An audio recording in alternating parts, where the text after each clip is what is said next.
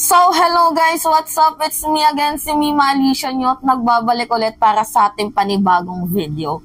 So, ito na nga po guys, tahasan na pong pinangalanan ni Epipanyo Labrador ang di umano'y lalaki ni Vice President Sara Duterte na pinaggastusan niya, binigyan niya ng gasoline station gamit daw po ang pera, ang pondo ng taong bayan, kung kaya't hindi niya daw po masagot-sagot kung nasaan napunta ang 125 million confidential funds na naubos sa loob lamang po ng 11 days. Abay, napunta daw po ito sa pinagawa niyang gasoline station na niregalo niya sa kanyang lalaki.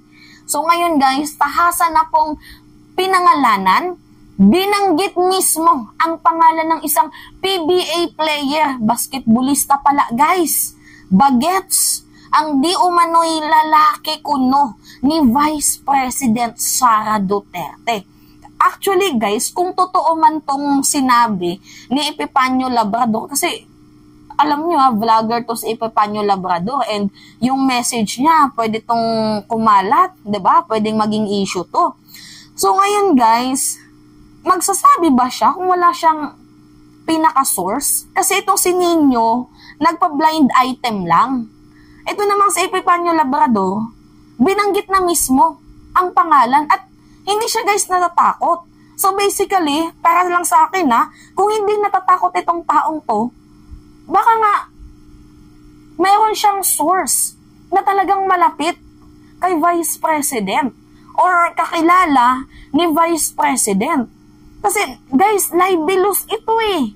'Di ba? Hindi to sa akin galing galing to kay Epipanyo Labrador na binanggit niya na ang di umano'y lalaki ni Vice President Sara Duterte. Kasi sa akin lang naman guys, kung ako ay tatanungin kung totoo man ito, grabe, hindi niya deserve maging DepEd Secretary ng bansang Pilipinas dahil napakababoy ng track record kung totoo man po ito. Ako po ay nagtatanong lamang kung totoo man po itong aligasyon, at yun na nga, binanggit na mismo ni Epipanyo Labrador ang pangalan ng lalaki, ang boylet ni Vice President Sara Duterte. Kung totoo man po ito, grabe, nakakasuka, parang imburnal, hindi natin maamoy kung anong klaseng amoy ang track record ni Vice President Sara Duterte. Hindi po to magandang asal at hindi po to kasunod-sunod na magandang gayahin ng mga estudyante.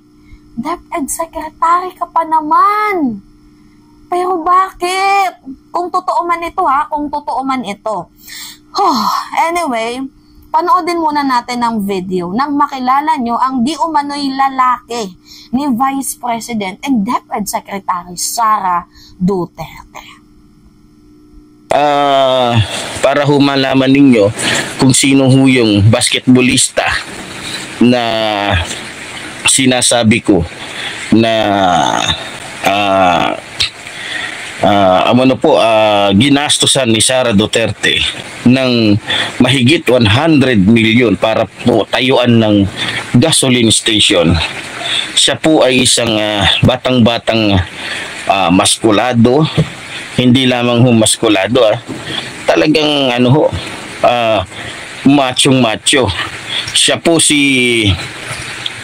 kung di pa ako nagkakamali, siya po si Jan Amores, Siya po si Jan Amores.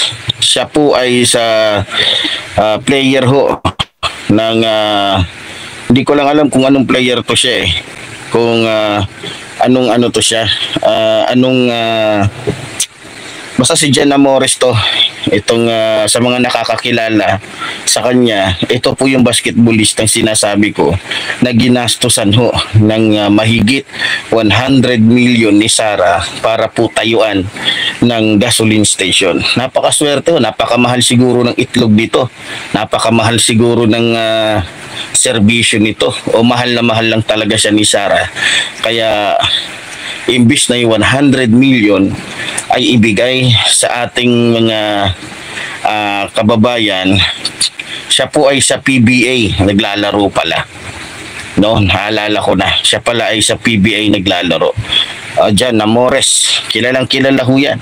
So mga kababayan, yung 100 million na hindi masagot ni Sara Duterte na dahil lang ho sa kanyang kalandian, dahil ho sa kanyang kawalang respeto sa kanyang sarili o sa kanyang asawa, ayun, napunta lamang po sa isang tao na nagbibigay ng kaligayahan kay Sara. Sayang ho yung 125 million na sana'y napapakinabangan ho nating lahat, na ang nakikinabang ho ngayon ay isang lalaki na pinapakinabangan ho ni Sara, na kung saan nagpapaligaya sa kanyang kakatihan, nagpapaligaya sa kanyang pagiging lalakero. Mga kababayan, nakakalungkot kasi biro ninyo mga kababayan ko, imbis na yung perang yun ay ibigay sa mga estudyanteng walang kakayahan na makapagbaon ng maayos, di ba? Imbis na ibigay sa mga magulang ng mga estudyanteng walang pambili, walang maayos na bag, walang maayos na uniform, abay, sa PBA ho niya, player, ibinigay. Ganyan po kabastos, ganyan kasiraulo, ganyan kagago si Sara Duterte. Ganyan ho kawalang ya si Sara. Grabe. Grabe. Ang tindi po ng banat. Ang tindi po ng revelasyon ni Epifanio Labrador. Kaya nga po ako ay nagtatanong kung totoo ba ito. Kasi hanggat hindi po sumasagot itong si Vice President Sara Duterte ukol sa issue na to, abay, magse-circulate po online na isa siyang lalakero. Nakakahiya kasi guys kung totoo man ito Kasi actually, para sa akin, hindi pa ako naniniwala hanggat wala pang ebidensya. So, ang pangit naman ata guys na. Syempre, anti-Duterte ako, pero hanggat wala pang masyadong ebidensya, medyo dapat, di ba? Mahirap na. Hanggat wala pa talaga tayong nakikita na video or something else. Pero, mayroong nag-send sa akin na despite na itong si Jan Amores na to, ewan ko ba kung bakit nagustuhan to ni Sara Duterte, kung totoo man itong sinabi ni Epifanio Labrador, itong si Jan Amores, isa tong war freak na PBA player. Alam nyo, ilang beses na tong nasuspinde.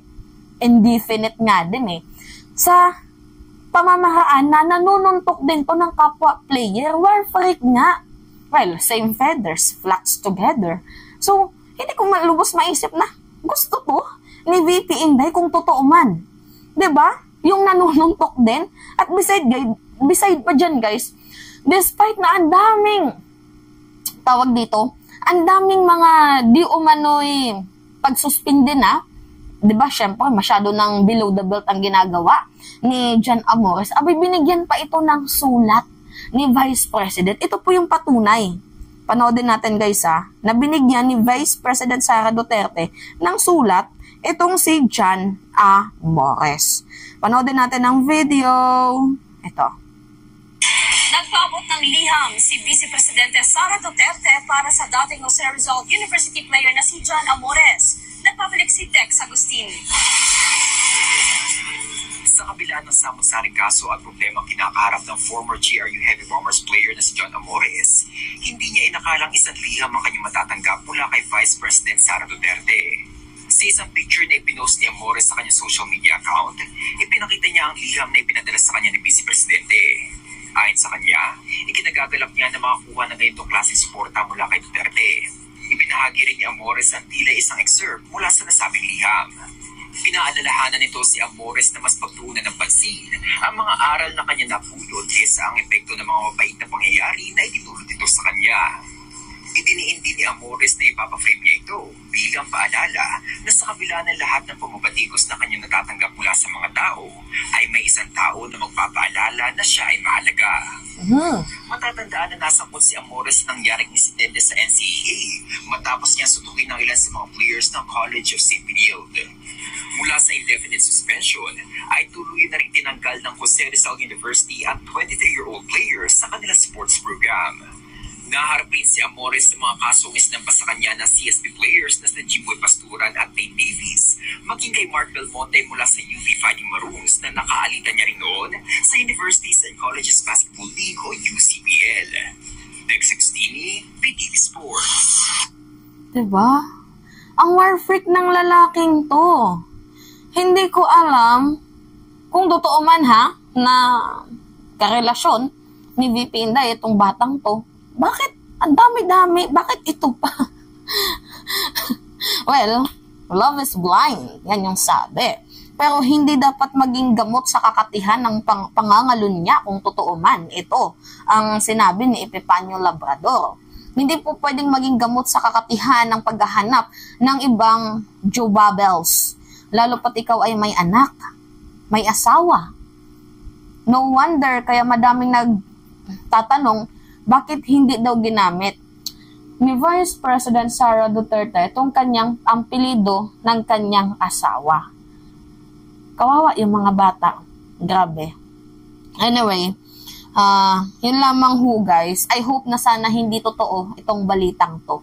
Kasi nakakahiya na mayroon tayong vice presidente na nangangaliwa to the point na pangit na ang track record na binibitawan niya. 'Di ba? May issue na nga sa usaping pera, nangangalun niya pa. 'Di ba? So sana hindi totoo itong balitang to. Sana sumagot si Vice President. Anyway, yun lamang ho guys. At it's me again, si Mima Alicia Nyot. Nagbabalik ulit para sa ating panibagong video.